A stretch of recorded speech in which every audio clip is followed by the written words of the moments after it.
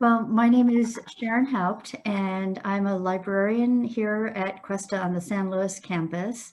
And with this Informed Voters workshop, we wanted to really help you because we realize that there's so much noise out there right now with the candidates and the issues and everything that's going on. So we hope that the tools that we give you can help you navigate all the ins and outs of voting and making informed decisions, and that these tools will help you take the time to think through the issues and deepen your understanding of how to make an informed decision. So that's my spiel. And Mark? My name is Mark Stengel. I'm also a librarian here at Cuesta. I echo what Sharon said. It's a complex election, particularly at the state level because of 12 ballot issues.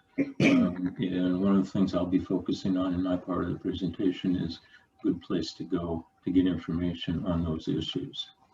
Because I think that's one of the most confusing things about the election. I voted 3 weeks ago today. I voted sticker on here.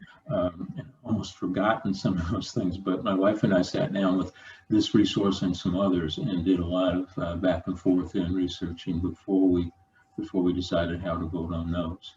The candidates are easier in a lot of ways, but I'll talk about ways to get information on candidates, especially local and regional kinds of things, because the big national sources don't do much on that. Okay, so Sharon, So, Ali, if you could pull up our presentation.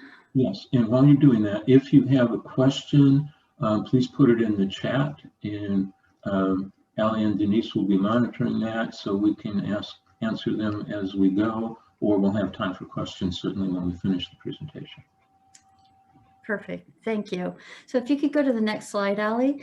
So one of the questions we started out with is, how do we judge the quality of news when our media world has so many resources out there and there's so many high quality sources, for example, like our newspapers, our TV news, and online resources.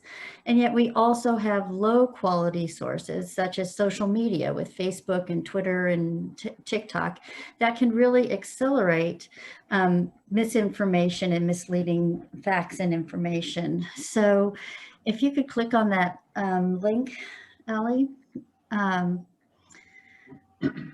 Many of you have heard the terms fake news and real news. What is fake news? And so I just really wanted to go through the pieces that make up each of what those components are. And fake news, we realize, is highly distorted information that's intended to manipulate and mislead people. And oftentimes it's a term used to attack credible journalism to confuse us about what is and isn't true. And that label allows people to dismiss it because they don't like what they're hearing and because it conflicts with their political point of views. And when you come to real news, reputable news organizations really work hard to make sure their stories are accurate. You have editors and reporters who verify their sources and avoid speculating when they don't know the answers. And they use professional fact checkers to research and make sure that facts are correct. Also, reputable news organizations will correct their mistakes and with an update and acknowledge those mistakes. But even though we know real news and fake news, real news can have its limitations. So oftentimes real news is told in a story or in a narrative format, and those stories can emphasize some facts and details over others. And a reporter's background and their politics and their social position can influence the way a story is told. So for example, recently in the news, we all know that President Trump had COVID, and we were hearing 3 different stories. One, the doctors who were telling us, presenting Trump's condition one way, and then the White House was presenting Trump's condition another way, and then Mark Meadows, his White House chief of staff, was giving a third way of presenting his condition. So everybody has their agenda when they're presenting that news. And I think we also need to realize that any news story is a snapshot of a given moment and can change as new information emerges. And oftentimes, real news can be sensationalized to draw in an audience, and they're focusing on the conflicts and personalities rather than on the data and the context within the real news of that story. And oftentimes news sites can mix news types together. So you can take factual information and mix it in with editorials or opinions and even advertising. So even real news has its limitations. News can be digitally altered and taken out of context. So there's all different ways that even real news can be susceptible to all these different kinds of things that are happening out there as they report. If you scroll down further, Allie, on the infographic, there's some really keystone or critical habits that we recommend that you look at when you're evaluating your news sources and stuff. So, know the source, do your homework, figure out who originally posted the story, know the content or the context, read the story in its entirety, not just the headlines, and know the facts, be able to corroborate the basics. So, if you see a story, you want to be able to find that same fact or information in other news stories. Know the date that the information is being presented. The date is really crucial. Is that today's date, or is that a story from 2015?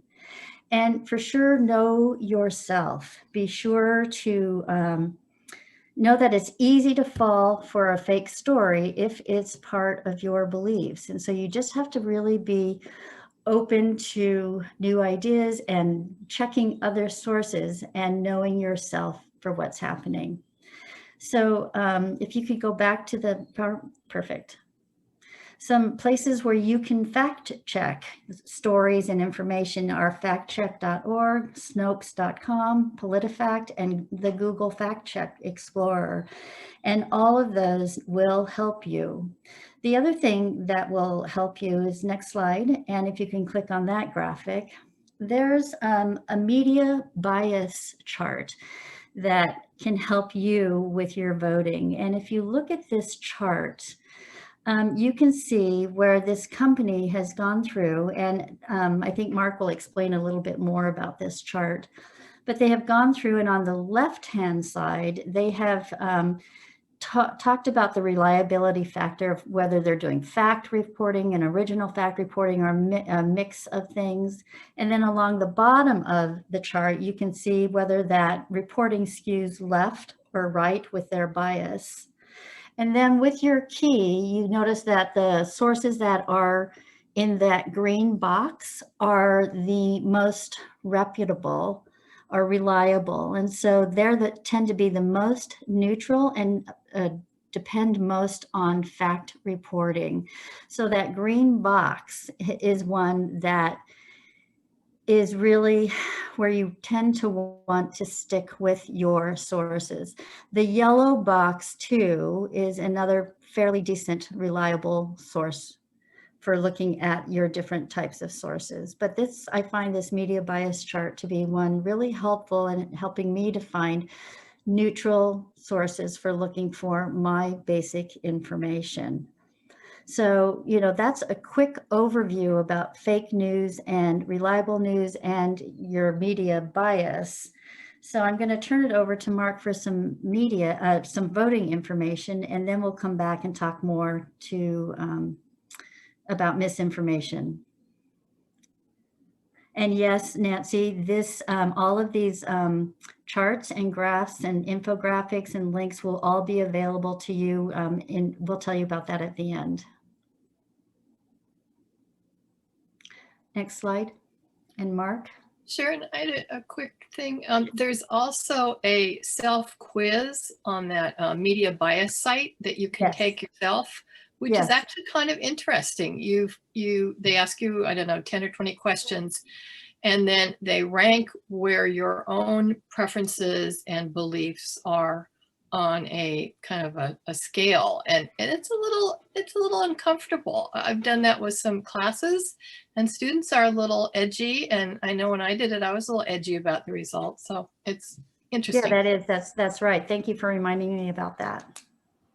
Okay, you can click on the infographic there, please. The media bias chart is done by an organization called Ad Fontes Media. And Sharon and I have both attended webinars recently that they've done that walk through in a very detailed process how they come at their placement of organizations, news organizations on that chart. They're nonpartisan. They have a huge variety of trained volunteers from across the political spectrum who all look at articles, stories from those media sources and rank them on two scales. One is reliability, which is top to bottom on that chart. The other is bias, from left to right, for lack of better terms, on that chart. But their training is extensive. They have a variety of people looking at the same sources, so they're kind of consensus ratings. It's not one person or one slanted organization. And they are real upfront about admitting that we all have biases, including the people who do that, but that's why they have a lot of people with different biases rating the same thing. So it comes out that way. How to be an informed voter. Read quality news. We've just been talking about that. Come back to that a little bit later. Second aspect, research the candidate. So you can kind of scroll down through this one, if you will, Allie. One of the things that I find very interesting about reading news on that first one is read the whole article, not just the headlines. I look at a lot of newspapers online as part of my day-to-day activity, which eats up way too much time, first of all. But secondly, I tend to look at headlines and then go on because I probably saw the same story on the news last night, or I've read it in a different paper. But one of the things that I've noticed more and more is that even reputable newspapers and news organizations tend to have clickbait headlines. So they sensationalize the headline a little bit. You might see a headline that kind of should have exclamation points on it. And when you read the article, it's a pretty dull thing that's not all that surprising. But they're all in the business of capturing your attention. And most of us are reading most of our sources online. So that's something to be aware of. Researching the candidates, the one source cited there in the fourth bullet, govtracks.us, that's federal level elections. It will give you information on voting records for people who are in Congress or in the Senate. It doesn't get down to the state level. So the only person you will find on your ballot that's in GovTrack.us is Salud Carbajal, because he's the only person on our ballot who has a track record in Congress right now. So that's a good thing if you're looking at national things. There are other sources that'll get you more locally. And again, it mentions PolitiFact, FactCheck, Snopes, things that we've already talked about. Follow the money can also be very useful. Who's supporting this candidate? Who's supporting this issue? What organizations from where are part of it? I would like to talk about now that the one source that I'm going to focus on. Next slide, please. Oh, first, before I get to that, excuse me, back up. I'm sorry, got ahead of myself. A couple of official government sites. If you want the actual text of what's in the ballot measures, if you want to know where you vote, when you vote, where you turn in ballots, if you want to know what the regulations are governing voting and polling places, how close or how far away from a polling place do you have to be in order to wave your signs or your weapons or whatever it is. These are the places to go. The California Secretary of State, you can click on that if you will. I don't want to linger there, but the official voter guide is kind of right there in the middle, the official voter information guide. That has the text of the issues. It has information on like federal level candidates. It doesn't get down into the local level, but it's a very useful, and there's all kinds of other things on there. You see about early voting and drop box locations, all kinds of things. So good place. You want to know what the regulations are, what the state laws are, what the dates are, all that kind of thing. Secretary of State. You want more local information. Where can I drop my ballot in Arroyo Grande? Where can I drop it in Templeton? The SLO County Clerk Recorder. and this is kind of a generic link to the clerk recorder's office. They do other things other than voting, although they're pretty darn busy with voting stuff now. And so right there in the middle, you've got voting information, registration information. Now, technically, we passed the deadline for registering to vote in California, but you can vote up and you can register until election day. You have to either go to the county clerk's office now, or starting October 31st and through election day, you can go to one of the voting service centers, they're calling them now, rather than the polling places. They're open that weekend. You can register on the spot. You can submit a provisional ballot. Once they verified your registration information, your ballot gets counted. So it's never too late until November 4th in this state. And most of us are automatically registered now when we get a driver's license or a state issued ID, because that went into effect a few years back in California. So you probably don't have to worry about that, but it's important to make sure, and there are links on the Secretary of State's page where you can verify your registration, make sure you're registered in the right place, because some of us move around a bunch. Okay, next slide. Now I'm going to get to this wonderful source, Voters Edge. Yes. Quick question. So what if somebody lives right over the county line in Monterey County or in Santa Maria? Their county website, the clerk recorder in whatever county they're in, Santa Barbara County, Monterey County, same thing. You can look those up. The clerk recorders on the county level are the voting people. So they're going to have that information for the locals. Thank you. Shouldn't be so parochial if we're not all in this county.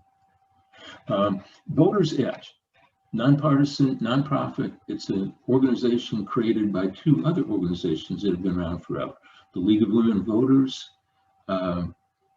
has been doing, before the commission that started in the 70s or 80s, I think, that governs presidential debates. The League of Women Voters was doing those for a long time. They have an education fund, which is specifically nonpartisan. And it's their education fund that got together with a group called MapLight, which has been exploring the effects of financial matters in elections for 30 some years. And they got together about a decade ago and formed this Voters Edge. They do a national level thing. They do state level pages like this one for California and a couple of other states. And this, I think, is a wonderful place to go. It's nonpartisan, it's nonprofit. You'll see links to donate to help them out. And here, it's customizable. In this left-hand side, you can enter a street address, which you don't have to do. If you just enter a zip code, then it will find all the elections that are happening in that zip code. It's better, frankly, less confusing if you put a street address in as well, because when I do this, I find that they think I can vote for, with my Atascadero zip code, that I can vote for the San Luis County School Board, for instance, which I can't, because the zip codes don't line up with the district boundaries and things like that. So if you want to be more specific, fine, I trust them. We're not using anybody's, we're not putting Allie's street address in there right now. So I'm going to forget president,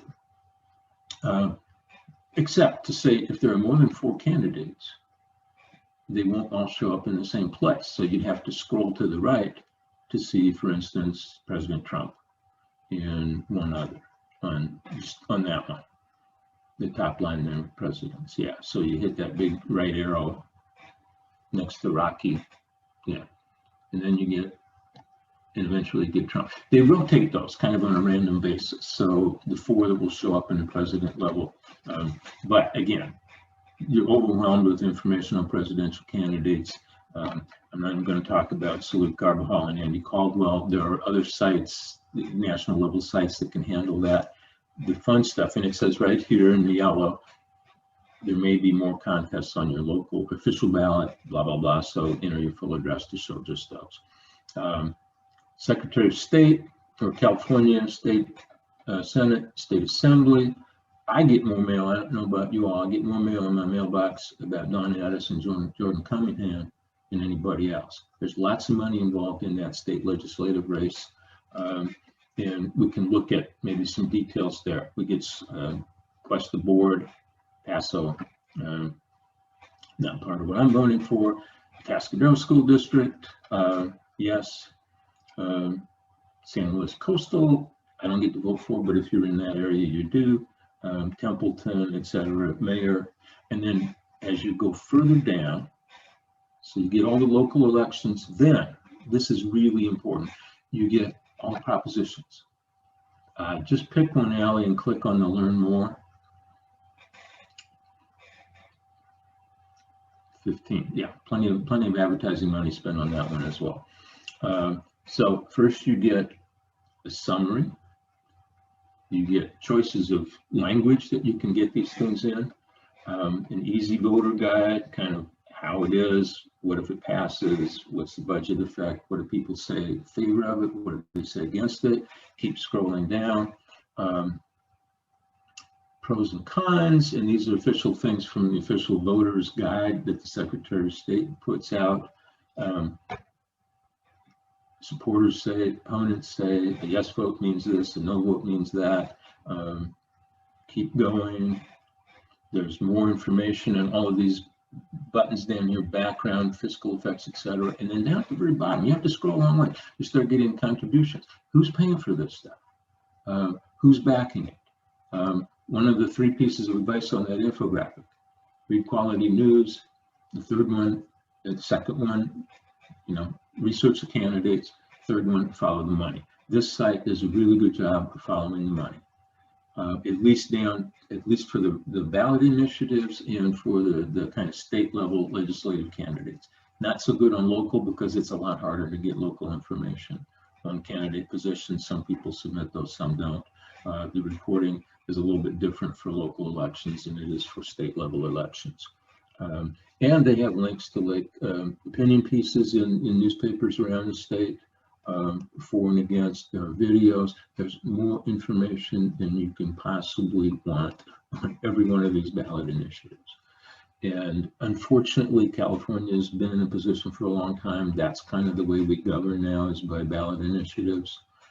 Some of these came from the legislature. The majority of these come through the initiative process.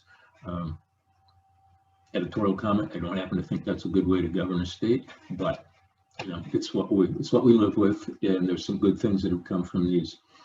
So if you're going to vote on these, be informed. This is a really good site to do. If you want to scroll back or back up, go back a page and then scroll up to one of the elections with people in it, and you can look at the same kinds of thing there. Let's go to maybe, yeah, I think back.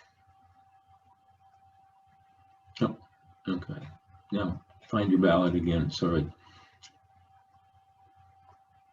And then let's say, well, let's just say the House of Representatives here. Not quite local, but fairly close. If you click on that compare candidates underneath that, yeah, you'll get kind of in columns, the 2 of them side by side.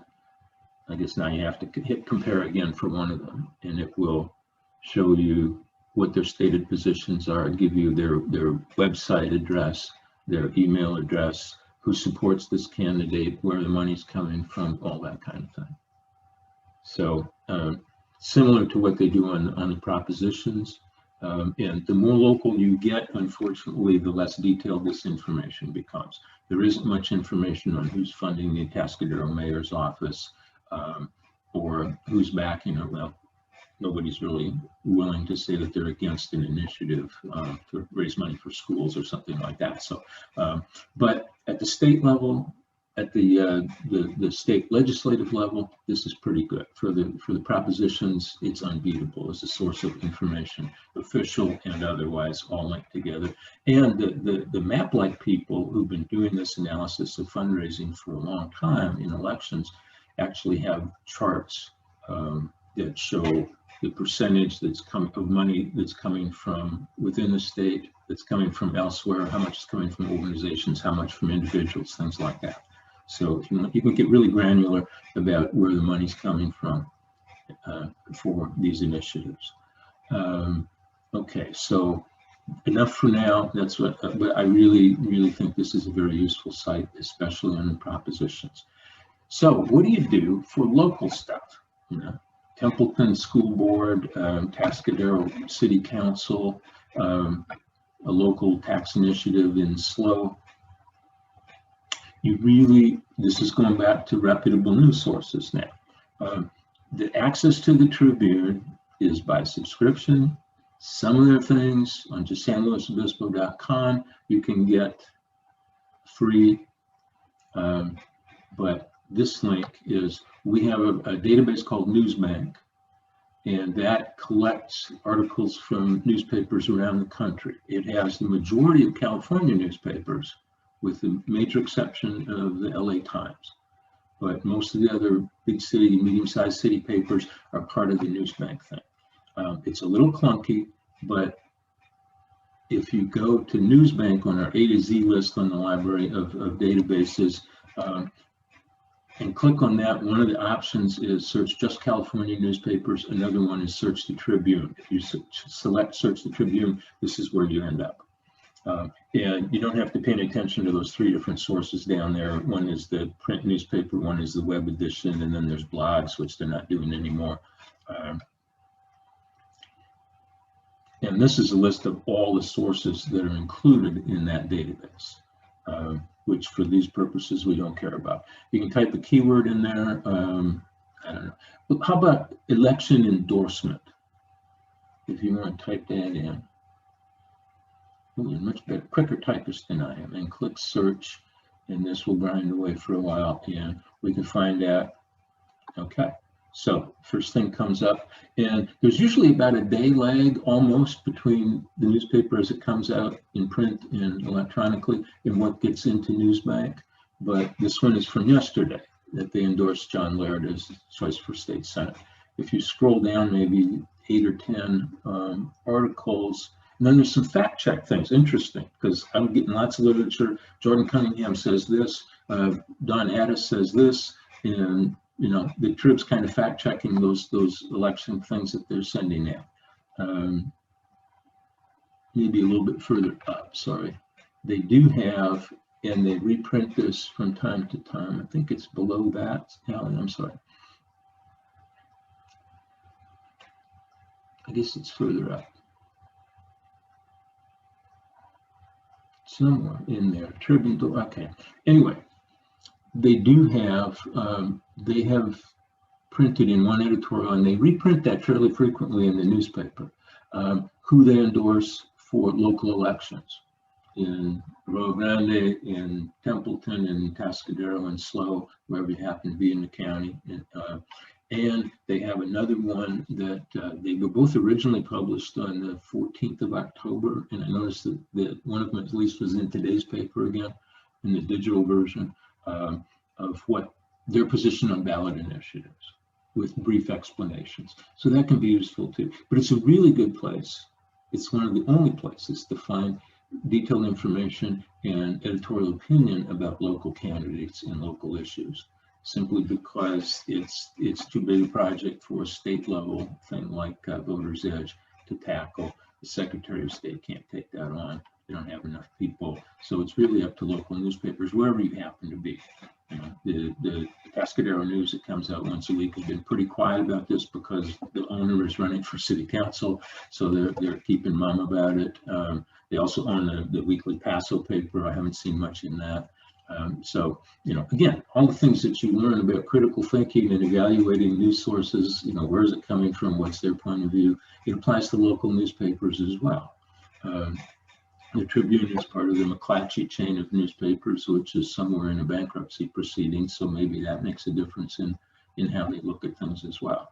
It probably makes a difference in how clunky their platform is because they can't afford to invest in a better one. Sorry, another editorial comment. But it's the source of information for a lot of these things. So take advantage of it. Maybe you can't afford a subscription. Maybe your local library that has a paper copy is closed. You know, you can't easily get at it in the libraries. But Newsbank, a day late sometimes, but it's a good source, and you can go back in time and focus the search and do things like that. Okay, back to the PowerPoint, I guess. And then the third thing on there is another database that we don't really want to spend any time with. It's called US News Stream. It comes from the ProQuest company, and that covers all the major national newspapers, including the LA Times and the San Francisco Chronicle, but it has the New York Times, Wall Street Journal, Washington Post, all the big papers, and a lot of other, like the Associated Press, Reuters, the newswires, things like that. So if you want national level news, and you can search this, you can go into an advanced search and search for keywords and then narrow it down to just the LA Times and get their take on things as well. It's a little clunkier, but it's kind of like there is for newspapers. So that's my portion. We'll go back to Sharon to wrap this up with the next phase.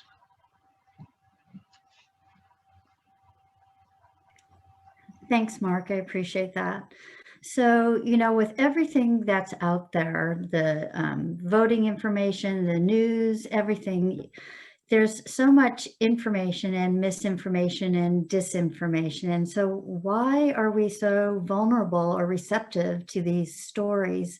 And I think it's important to kind of know that we are programmed to be social creatures with a social identity, and that we all have biases and habits that influence our thinking and how we go about looking at the information that's presented to us. You know, for example, repetition. If we hear a story over and over again, it's got to be true, right? Because they keep saying it is. And so it must be true. So, and sometimes we'll be so involved or want to hear a story that we send out information that confirms our view and ignores information that we don't want to see. And then, you know, technology knows how to exploit our biases. They know the psychology behind what will catch our eyeballs and those algorithms. And, you know, frankly, there's information exhaustion. We're just so tired of everything that's happening. So, Ali, if you could click on that infographic link, there's an infographic here that kind of explains some of the different kinds of misinformation that's out there. So misinformation is a basic term, and it's not necessarily intentional, that it's there to deceive, and it's, you know, falsely deliberate, you know, because a person posts the story because they believe the story is true. And sometimes a piece of juicy gossip, for example, will be posted, but later that turns out not to be true, and that's misinformation. If you look at disinformation, it's false or distorted information that is expressly done to influence, manipulate, and deceive its target audience. So for example, a politician intentionally spreading unsubstantiated rumors about an opponent, or a corporation knowingly misleading the public about the damaging effects of its products. I think about the pharmaceutical industry and the lawsuit with the opioids right now, with that settlement that just happened. You know, there's other forms that things can happen. So a hoax or a fabricated story. For example, on October 30th in 1938, there was a radio program called War of the Worlds. That was a hoax, but people believed it, and there was general panic and mayhem surrounding that story. So, you know, you hear of satires, like The Onion is a perfect example of a website that's a satire. So is Saturday Night Live. You also have mailers and clickbait, and you have political propaganda in websites. So if you were to look at the difference between joebiden.com, which is his official website, and joebiden.info, you would see at that second site, a site that looks like the official site, but actually it is misinformation. So there's that kind of propaganda. And then we've been hearing a lot about conspiracy theories and deep fakes with the manipulated images and videos and everything. And with artificial intelligence, it's getting harder and harder to discern what those deep fake videos are. So, Ali, if you could go back to the PowerPoint, there's a couple of sites that can really help you. And I really like this reality team. If you click there, they have these cards that you can look at, these rumor versus reality cards. So if you click on the voting and elections tab, yeah. And then how about, is my vote worth it? If you click there. What I like about this site is that they have the top subject at the top, they have the rumor and then the reality. And then if you scroll down, you'll see information in that box that helps you understand why that fact is true. They include references down below that. If you scroll a little bit further down, and then others cards that you might be interested in. So if you scroll back up to the top, these sets of cards really help you look at the facts versus the, if you go back up and click on cards, the facts versus opinion and different things that you can look at. So is Russia actively interfering in the 2020 election, or is hate speech covered by the First Amendment? So these cards lay out the rumor, the fact, give you background information, and then more resources. So that's one place that you can look for those type of things. And then the other one, if you go back to the PowerPoint, is Spot the Deepfake Quiz. And this is, we're not going to go ahead and look at this, it'll take too much time, but this is really a great site for helping you to train your eye and looking at little discernible pieces where you can see that videos and things like that have been pieced together. So like eyeglasses might not match, or earrings and earlobes and chins might move differently and incorrectly. So they really work with you on training your eye on how to spot those deepfake videos. So if you go back to the PowerPoint and next slide. So really the keystone habits, or the critical habits we think that are so important for you to understand and really try to become a habit for you, is to, ask yourself, who's telling me this? Use those 5 W's of who, what, when, where, why, and add the how in. Is it too good or too bad to be true? Do those reverse image checks, check the source. You can use the Google image spyglass. You can do whose face is real for getting practice with that, and checking on images.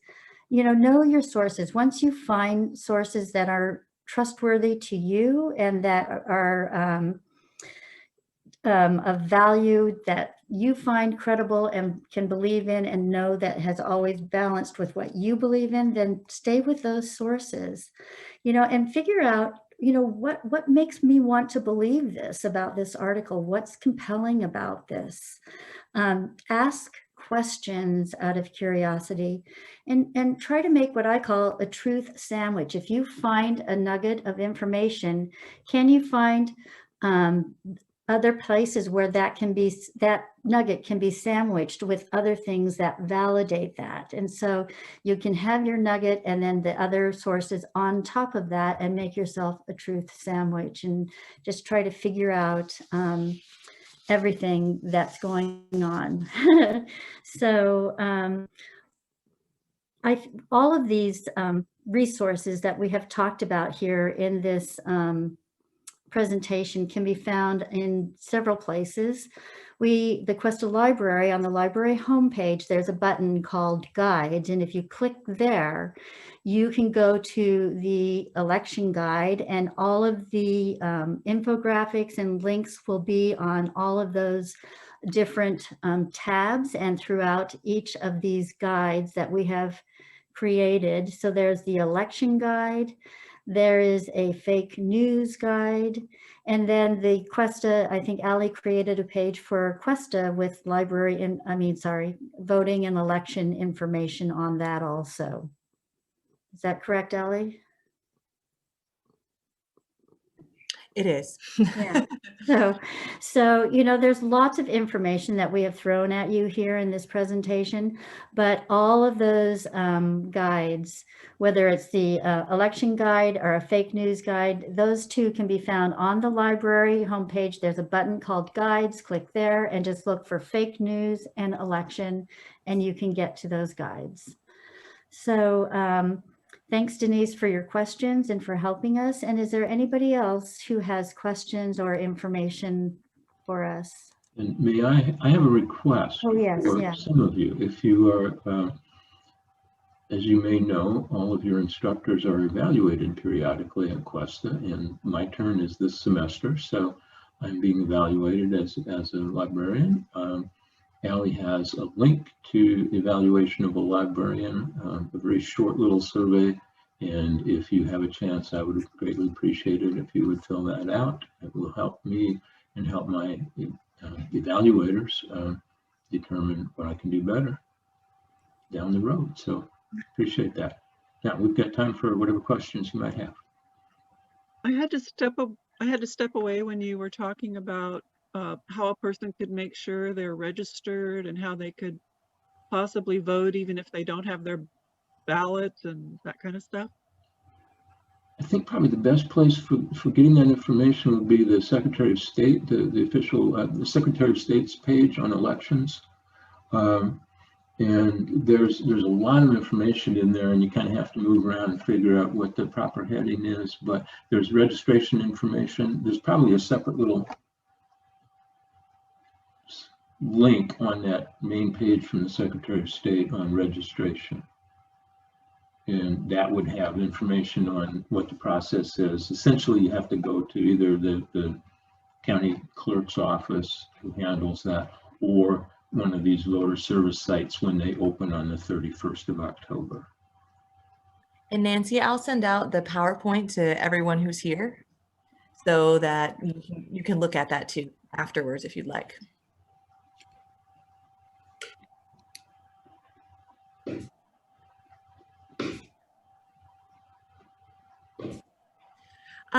One thing I was really interested in was the, was it Ad Fontes? I can't remember who actually does it, like that whole infographic, classifying the different news sources. Mm-hmm. More about like how they determine, I don't know if they have an algorithm or what it is that they use, and they use people, you were saying, to determine like how they place the media sites. They have a rating scale, point-based scale for both reliability and for bias. And they train the folks on, they look at kind of selected stories, articles that kind of move in one direction or another in terms of reliability or bias. And then they have them get together and they talk about that and where they would put them on the scale so that they can kind of get a common understanding of how those scales work. It's today I'm missing the third weekly webinar from those people that more detail on just how they do that.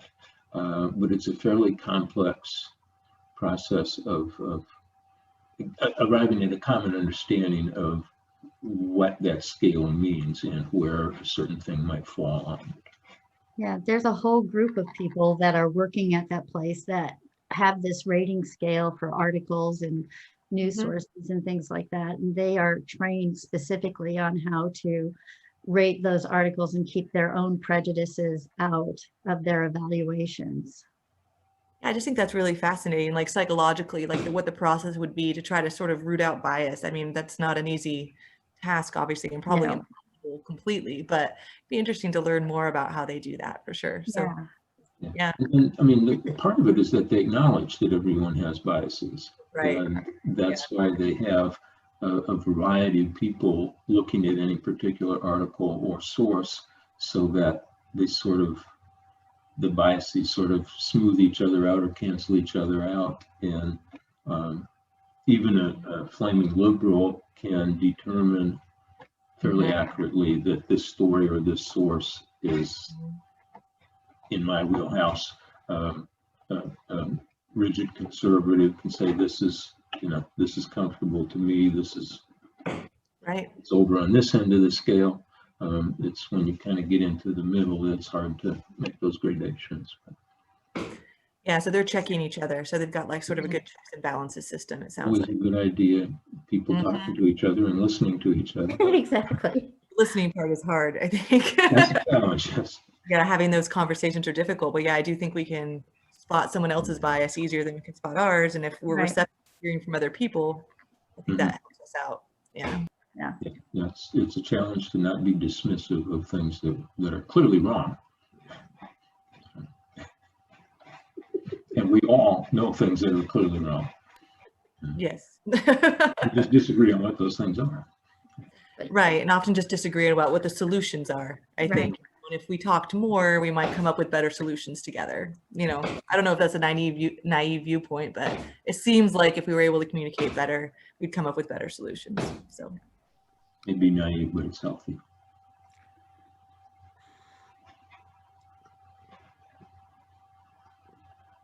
Are there any other questions or anything?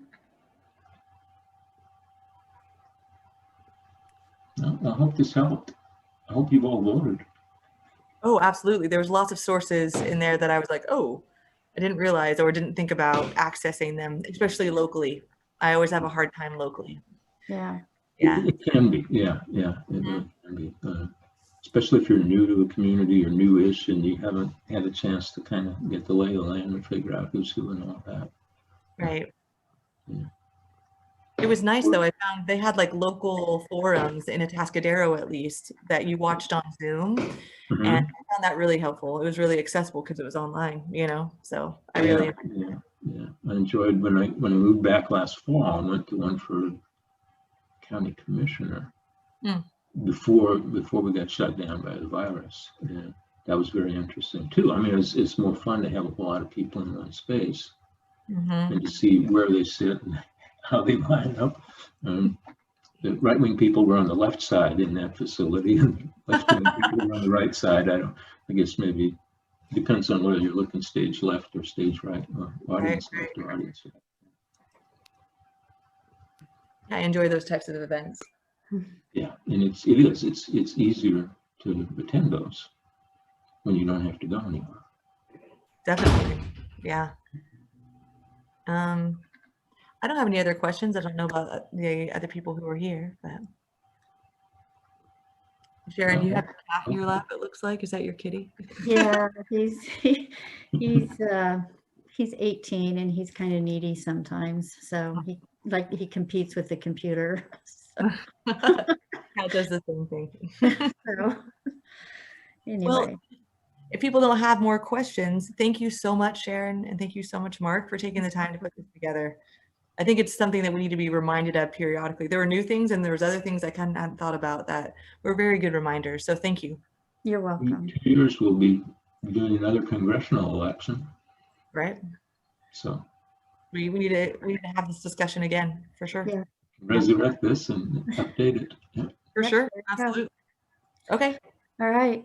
Well, thank you, everybody. What I'll be doing is sending out the PowerPoint and I'll send out this recording once I get it downloaded and all that. And so, yeah, have a good rest of your day. Thank you. Thanks. Bye-bye. Bye.